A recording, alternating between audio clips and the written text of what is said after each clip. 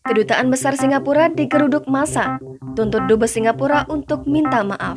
Sejumlah elemen massa menggelar aksi demonstrasi di depan Kedutaan Besar Singapura di Jalan HR Rasuna Said, Setiabudi, Jakarta Selatan pada Jumat 20 Mei lalu. Demonstrasi digelar untuk membela Ustadz Abdul Somad atau UAS yang ditolak masuk ke Singapura oleh negara tersebut.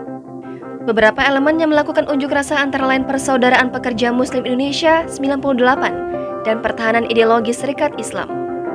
Ketua DPC PPMI 98 Wilayah Bogor, Ucok Nasution, mengatakan bahwa penolakan UAS oleh Singapura telah mencoreng umat muslim di Indonesia. Ucok menuturkan Singapura tidak seharusnya menolak masuk UAS. Menurutnya, UAS tidak mungkin datang ke Singapura tanpa ada undangan. Ia pun meminta Dubes Singapura untuk Indonesia meminta maaf secara terbuka kepada umat muslim di Indonesia.